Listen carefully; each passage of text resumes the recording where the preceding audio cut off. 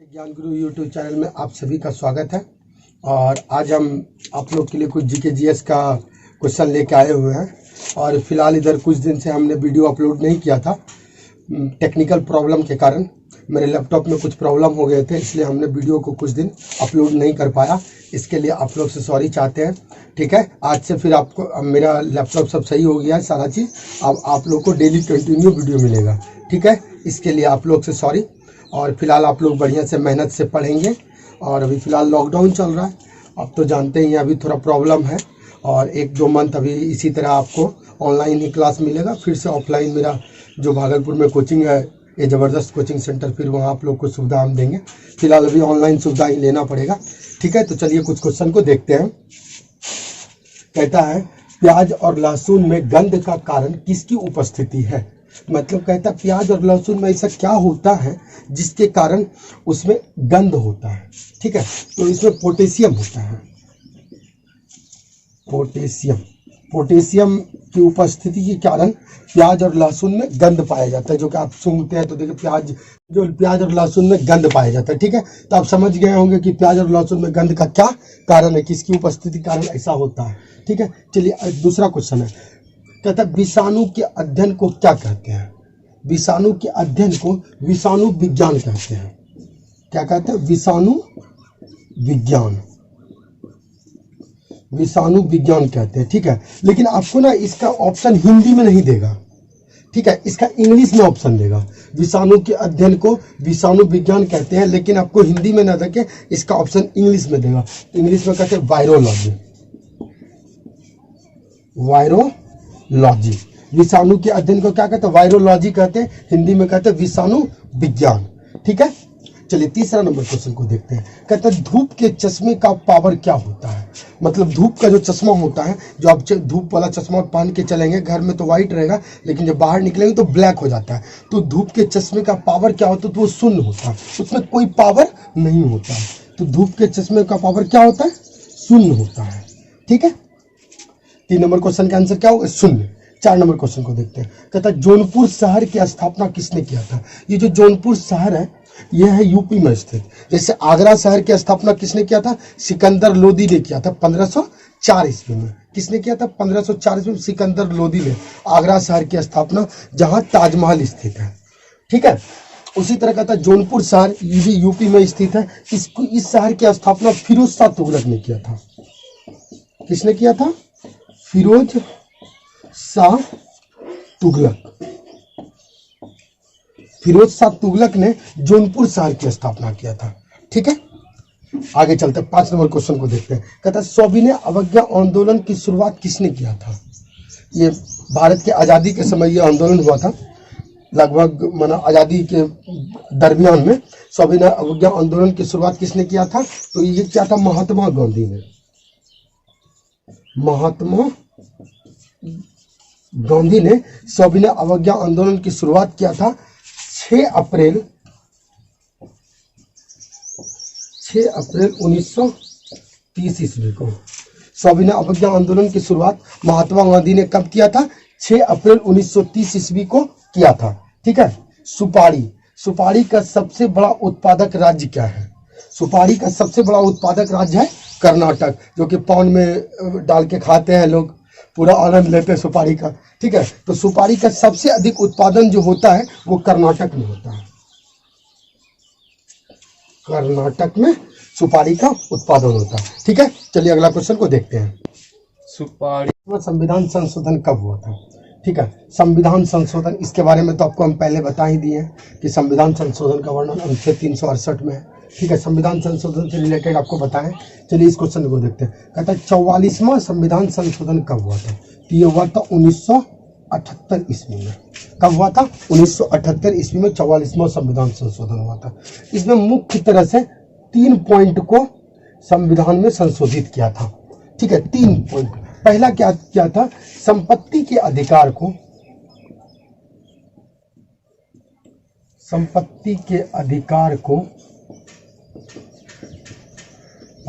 को कानूनी अधिकार बनाया था। कानूनी अधिकार में क्या किया था, शामिल किया था, संपत्ति के अधिकार को कानूनी अधिकार में शामिल किया था। ठीक है, पहले कानूनी अधिकार नहीं था, ये संपत्ति का अधिकार मौलिक अधिकार में था, उसको निकाल के संपत्ति के अधिकार को कानूनी अधिकार बनाया। इसको किस में रखा, अनुच्छेद 300 का ए में, फर्स्ट में। ठीक है, दूसरा पॉइंट था, पहला हो गया, दूसरा पॉइंट क्या था कि लोकसभा और विधानसभा का कार्यकाल 6 वर्ष से घटाकर 5 वर्ष किया गया। क्या किया गया, लोकसभा और विधानसभा के कार्यकाल 1978 से पहले 6 वर्ष का हुआ करता था। कितने वर्ष का, 6 वर्ष का। तो उसको क्या किया, 1978 में 44वां संविधान में संशोधन करके लोकसभा और विधानसभा के कार्यकाल को 6 वर्ष से घटाकर 5 वर्ष किया गया। फिर तीसरा पॉइंट जोड़ा था, तीसरा पॉइंट जोड़ा था कि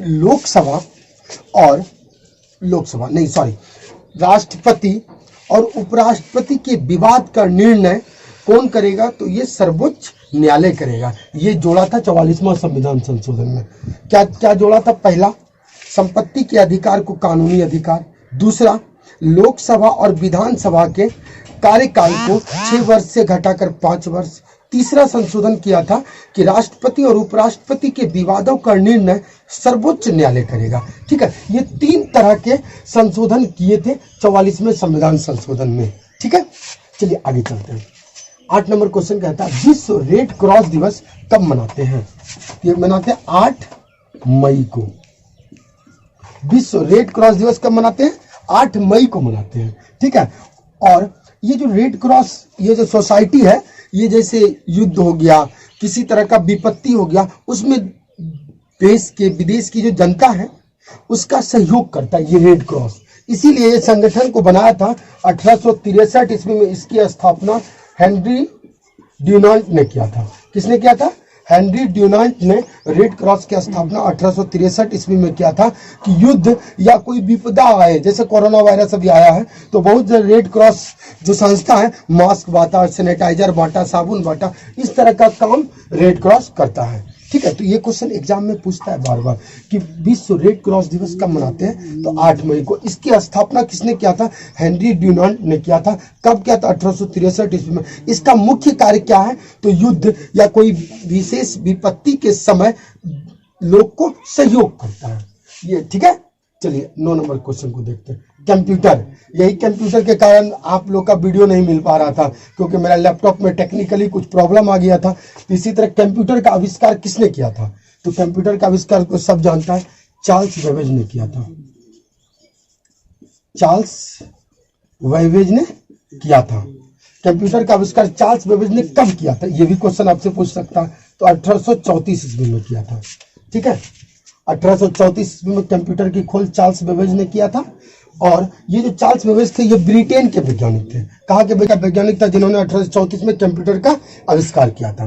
चलिए 10 नंबर क्वेश्चन को देखते हैं। कहता मॉस्को शहर किस नदी के किनारे स्थित है। जैसे भारत का नई दिल्ली जो है वो किस नदी के किनारे स्थित है, यमुना नदी के किनारे स्थित है। उसी तरह मॉस्को किस देश की राजधानी है, रूस की राजधानी है। रूस की राजधानी है मॉस्को, वो किस नदी के किनारे स्थित है, तो यह है मोस्कावा नदी। मोस्कावा नदी के किनारे स्थित है मॉस्को शहर। ठीक है, चलिए 11 नंबर क्वेश्चन को देखते हैं। कहता है यम प्लूटो एक ग्रह था की खोज क्लाइड टॉम्बो ने कब किया था। ये जो यम और प्लूटो ग्रह की खोज क्लाइड टॉम्बो ने कब किया था, तो ये किया था 1930 ईस्वी में। लेकिन अगस्त 2006 में, अगस्त 2006 ईस्वी में एक बैठक हुआ जिसमें देखा गया कि यम और प्लूटो है वो ग्रह के हर फैक्टर को फॉलो नहीं कर पा रहा है। बहुत दिन के बाद वैज्ञानिक ने ये शोध किया कि यम और प्लूटो जो है वो ग्रह का सब जितने भी फंक्शन है उसमें वो फॉलो नहीं करता है। इस वजह से अगस्त 2006 ईस्वी में यम प्लूटो ग्रह को बौना ग्रह में शामिल कर दिया और कुल ग्रह की संख्या होगी 8। 2006 से पहले कुल ग्रह की संख्या थी 9, लेकिन अगस्त 2006 में वैज्ञानिकों के एक बैठक में यम प्लूटो को ग्रह की श्रेणी से निकालकर बौने ग्रह की श्रेणी में रख दिया। ठीक है, तो ये क्वेश्चन पूछता है कि कब प्लूटो को ग्रह की श्रेणी से हटाकर बौने ग्रह की श्रेणी में रखा तो 2006 ईस्वी में। ठीक है, समझ गए होंगे। चलिए अगला क्वेश्चन को देखते हैं। सेतु भारतम योजना की शुरुआत कब हुई थी? ये मोदी सरकार ने चलाया है सेतु भारतम योजना। इसकी शुरुआत हुई थी 4 मार्च 2016 को। कब हुई थी? सेतु भारतम योजना की शुरुआत 4 मार्च 2016 को हुआ था।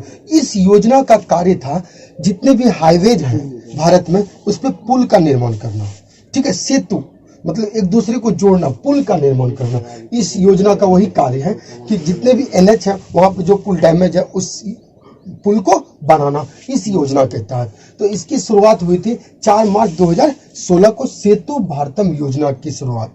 ठीक है, चलिए आगे चलते हैं। प्राक्कलन समिति में लोकसभा के कितने सदस्य होते हैं? प्राक्कलन समिति, ये जो प्राक्कलन समिति है ये संसदीय सबसे बड़ी संसदीय समिति है। ठीक है, क्या है ये? सबसे बड़ी संसदीय समिति है। और इस समिति का जो कार्यकाल होता है वो 1 वर्ष का होता है। क्या होता है? 1 वर्ष का होता है। इसका कार्यकाल 1 वर्ष का होता है। इसकी शुरुआत मई से होती है। मई से 1 मई से स्टार्ट होता है, 30 अप्रैल को ये खत्म हो जाता है। और ये समिति का काम जरूरत क्यों पड़ता है? ये प्राक्कलन समिति का यह कार्य है कि भारत सरकार की योजना में सबसे कम खर्च कैसे हो, बेहतर काम भी और खर्च कम हो, इसलिए इस समिति का गठन किया जाता है कि कोई भी योजना है, जैसे मान लीजिए सेतु भारतम योजना है, उस पे काम भी बेहतर और बजट भी कम पड़े, इस पर ये विचार करती है ये समिति कि किस तरह से काम करवाया जो कि इस पे कम बजट पड़े। ठीक है, तो आप समझ गए। और इसके अध्यक्ष जो नियुक्त होते हैं उसको कौन करता है? तो लोकसभा अध्यक्ष प्राक्कलन समिति के अध्यक्ष को नियुक्त करता है। ठीक है, तो प्राक्कलन समिति में लोकसभा के सदस्य होते कितने? 30। प्राक्कलन समिति में सिर्फ लोकसभा के सदस्य होते हैं, राज्यसभा के एक भी सदस्य नहीं होते। ये क्वेश्चन आपका एग्जाम में पूछ सकता है कि प्राक्कलन समिति में लोकसभा के कितने सदस्य? 30। राज्यसभा के कितने सदस्य? तो 0। राज्यसभा के सदस्य प्राक्कलन समिति में नहीं होते हैं। ठीक है, समझ गए इसके बारे में। चलिए आगे 14 नंबर क्वेश्चन को देखते हैं। कहते हैं दमन गंगा सिंचाई परियोजना किस नदी पर स्थित है? ये जो दमन गंगा सिंचाई परियोजना है ये किस नदी पर है? ठीक है, तो ये दमन गंगा नदी पर ही स्थित है। क्या है? दमन गंगा नदी पर ही ये स्थित है। दमन गंगा नदी पर दमन गंगा सिंचाई परियोजना स्थित है, जो कि यह परियोजना गुजरात और महाराष्ट्र को लाभान्वित करता है। ठीक है, किस राज्य को? गुजरात और महाराष्ट्र को। और गुजरात और महाराष्ट्र से दमन गंगा नदी बहते हुए अरब सागर में जाकर गिरती है। ठीक है, चलिए आगे क्वेश्चन देखते हैं। 15 नंबर, मतदाताओं के हाथ में लगाए जाने वाले स्याही किसका बना होता है? आप जब वोट देते होंगे तो उंगली में ऐसे करके ना निशान करके यहाँ स्याही लगाता है, तो बोलता है वो जो स्याही लगाता है वो किसका बना होता है? तो वो बनाता है सिल्वर नाइट्रेट का। किसका बना होता है? सिल्वर नाइट्रेट का। ये क्वेश्चन बहुत बार पूछा गया। जैसे आप लोकसभा के चुनाव में, आप मोदी सरकार का जब चुनाव हुआ 2014-2019 में, तो आप जब वोट देने गए होंगे तो आपको इसे स्याही लगाया होगा। तो वो कहता है, वही क्वेश्चन पूछ रहा है, मतदाताओं के हाथ में लगाई जाने वाला स्याही किसका बना होता है? तो वह सिल्वर नाइट्रेट का बना होता है। सिल्वर नाइट्रेट, सिल्वर नाइट्रेट का वो बना होता है स्याही। ठीक है, तो आज का क्लास इतना ही। और आप लोग मेरे चैनल को देखेंगे और अपने दोस्तों को बोलेंगे कि मेरे चैनल को सब्सक्राइब करें और मेरे जितने भी वीडियो हैं सभी को आप लोग प्यार दें। ठीक है, जय हिंद, धन्यवाद।